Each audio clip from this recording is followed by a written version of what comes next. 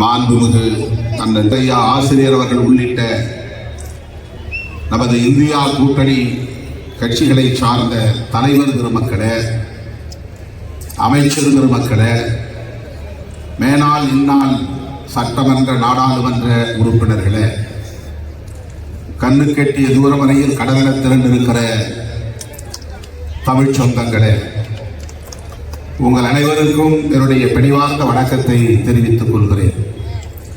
Dravida Munnetra Kazhagam September திங்களில் முப்பெரும் விழாவை கொண்டாடுவது வழக்கம்.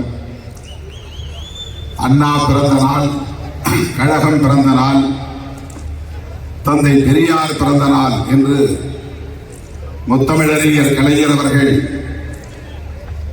தொடர்ந்து முப்பெரும் விழாவை நடத்தி கட்சியின்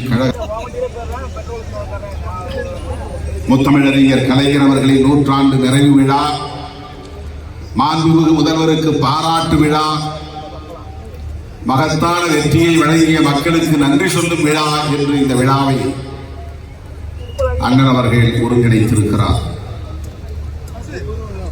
முத்தமிழறிஞர் கலைஞர் அவர்களுக்கு இந்த நேரத்தில் உலக தமிழர்களை எல்லாம் ஒருங்கிணைத்து அவருக்கு எனது செம்மாந்த வீர வணக்கத்தை செலுத்துகிறோம். அவர் விட்டு சென்ற பணிகளை இன்றைக்கு வெற்றிகரமாக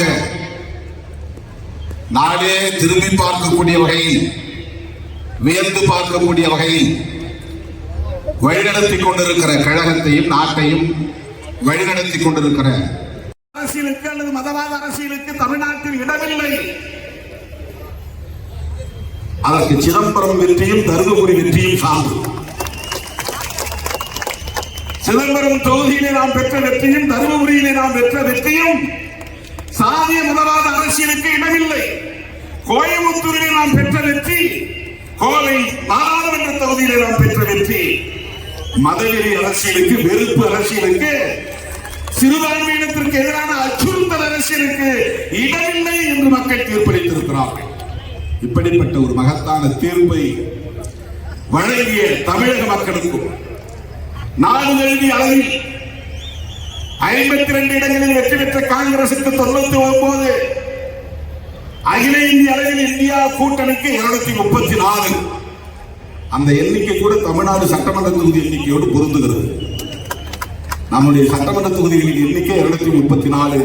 அகில இந்திய அளவில் இந்தியா கூட்டணி பெற்ற வெற்றி தொகுதிகளின் எண்ணிக்கை 234.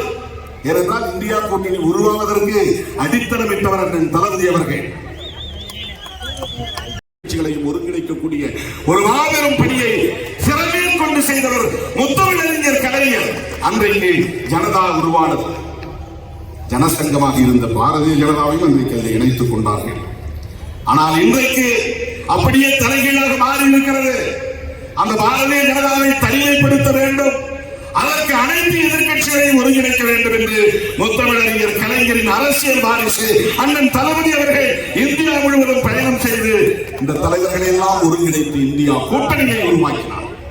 ஆகவே நான் மறுபடியும் சொல்லுகிறேன், சோனியா காந்தி அம்மையார், ராகுல் காந்தி போன்றவர்கள் எல்லாம் பங்கேற்கக்கூடிய வகையில் ஒரு மாபெரும் பாராட்டு விழாவை தளபதி அவர்களுக்கு நடத்த வேண்டும். இது சாதாரணமானதல்ல. 40 நமதே, நாடும் நமதே என்று அவர் சொன்னார்.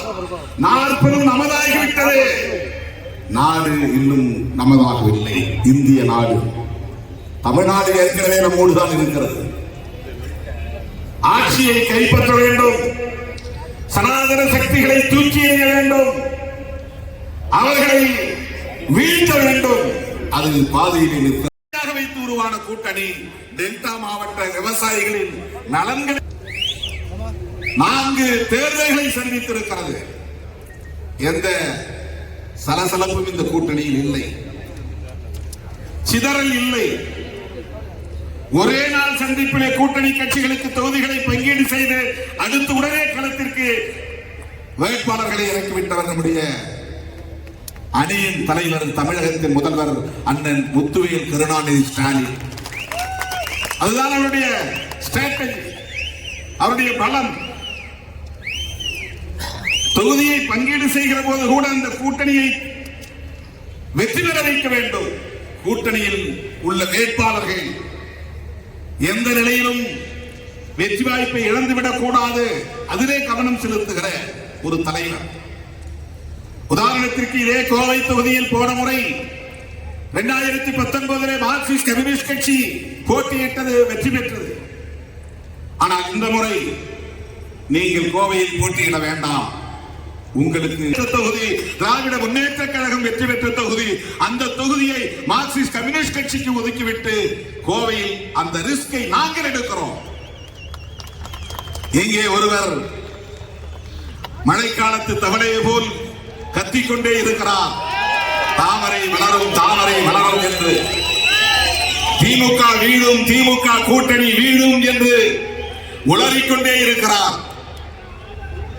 சாதிக்க போகிறோம் என்று நாடு முழுக்க நடந்து போகிறார். கோவையில் வெற்றி உறுதி உறுதி என்று திரும்ப திரும்ப பேசிக் கொண்டிருக்கிறார். நாங்கள் பார்த்துக் கொள்கிறோம், உங்களுக்கு வேண்டாம் இந்த ரிஸ்க். இதுதான் அண்ணன் தளபதி ஸ்டாலின், இதுதான் அவர் தொடர் வெற்றி பெறுவதற்கான காரணம். ஆரணி தொகுதியிலும் காங்கிரசுக்கு சரியாக இல்லை என்று திமுக வெற்றி பெற்ற கடலூர் தொகுதியை காங்கிரசுக்கு கொடுத்து வெற்றி பெற வைத்திருக்கிறார் அண்ணன் தளபதி அவர்கள். கூட்டணி கட்சிகளை எப்படி அரவணைப்பது, கூட்டணி கட்சிகள் போட்டியிடக்கூடிய தொகுதிகளில் எப்படி வெற்றி பெறுவது, அது கூட்டணி கட்சியின் பொறுப்பு என்று விலகி நிற்காமல் தம் கட்சி தொண்டர்களை, கட்சியின் தளபதிகளை, அமைச்சர் பெருமக்களை, இது திமுக தொகுதிதான், இவர் திமுக வேட்பாளர் தான் என்று எண்ணி பணியாற்ற வேண்டும் என்று மணிக்கு ஒரு முறை தொலைபேசியில் தொடர்பு கொண்டு அவர்களை வேலை வாங்குகிற ஆற்றல் வாய்ந்த ஒரு தலைமைதான் அண்ணன் தளபதியின் தலைமை. நாம் களத்திலே பார்க்கிறோம்.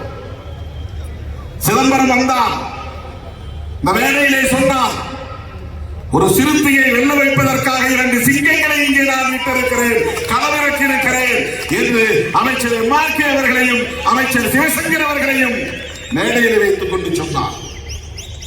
திருமாவளவனுக்கு எதிரான வெறுப்பு ஒரு புறம், அவதூறுகள், ஆதாரமில்லாத அவதூறுகள் பரப்பப்படுகிற வேளையில் அதை பற்றி கவலைப்படாமல் திராவிட முன்னேற்ற கழகத்தின் அமைச்சர்கள், திமுக தொண்டர்கள் திருமாவளவன் வெற்றிக்கு முழுமையாக என்ன நிலவரம்.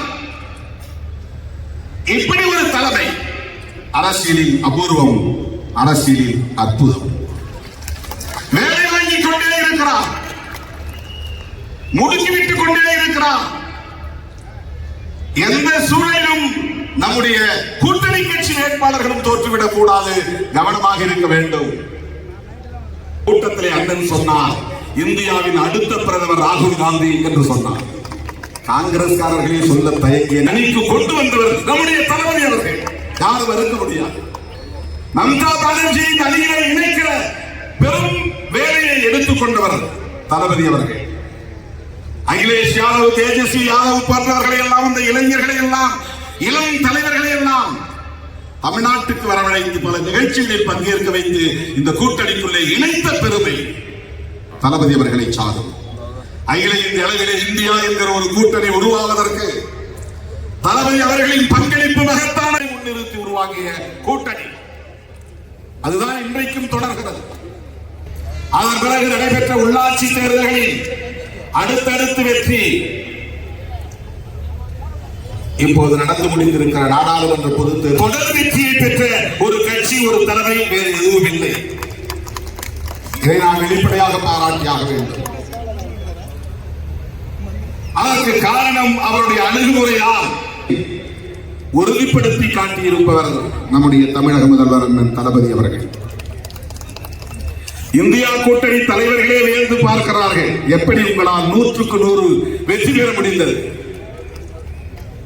அண்ணன் அவர்களை நிமிர்ந்து பார்க்கிறார்கள், வியந்து பார்க்கிறார்கள். ஆகவே அகில இந்திய அளவில் சோனியா காந்தி அம்மையார் உள்ளிட்ட தலைவர்களை எல்லாம் அழைத்து தமிழகத்தில் அண்ணன் தளபதி அவர்களுக்கு பாராட்டு விழா நடத்த வேண்டும், அது என்னுடைய வேண்டுகோள். இந்த பாராட்டு விழா போதாது, அகில இந்திய அளவில் தலைவர்களை அழைத்து அண்ணன் அவர்களுக்கு பாராட்டு விழா நடத்த வேண்டும். அத்தகைய சாதனையை படைத்திருக்கிறார் அண்ணன் தளபதி அவர்கள். நடந்து முடிந்த நாடாளுமன்ற பொதுத் தேர்தலில் வேறு எந்த மாநிலத்திலும் 100க்கு 100 வெற்றி இல்லை இந்தியா கூட்டணியில். தென்னிந்தியாவிலே கூட தமிழ்நாட்டை தவிர மற்ற மாநிலங்களில் பாரதிய ஜனதா 1, 3, 4 என்று சில இடங்களில் வெற்றி பெற முடிந்திருக்கிறது. இந்த தேர்தலில் கேரளாவில் ஒரு தொகுதியிலே ஒரு நடிகரை வைத்து கைப்பற்றியிருக்கிறார்கள்.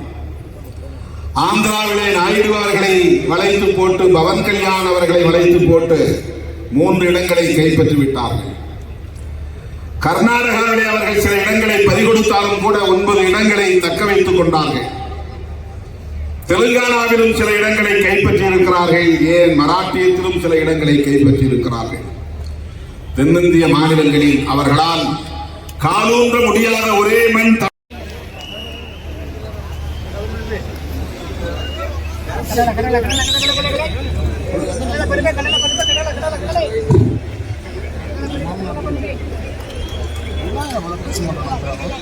வரலாற்று சிறப்பு வாய்ந்த இந்தியாவுடைய வரலாறு மட்டுமல்ல, உலக வரலாறு தமிழ் மண்ணிலிருந்து தொடங்கப்பட வேண்டும். தாமிரபரணியிலிருந்து தமிழ் வரலாறு தொடங்கப்பட வேண்டும். அப்படிப்பட்ட தாமிரபரணியிலிருந்து தொடங்க வேண்டிய தமிழ் வரலாற்றை எழுதுவதற்கான வரலாற்று ஆய்வாளர்களுடைய குழுவை தளபதி அவர்கள் விரைவாக அறிவிக்க வேண்டும் என்ற பணிவான வேண்டுகோளையும் இத்தருணத்திலே வைத்து இந்த நல்ல நிகழ்ச்சியை ஏற்பாடு செய்து தமிழகத்துக்கு புதிய எழுச்சியை ஏற்படக்கூடிய வகையிலே செய்திருக்கிற அனைத்து அன்பு உள்ளங்களுக்கும் நன்றியை தெரிவித்து நாளை நடக்க போகிற இடைத்தேர்தலிலே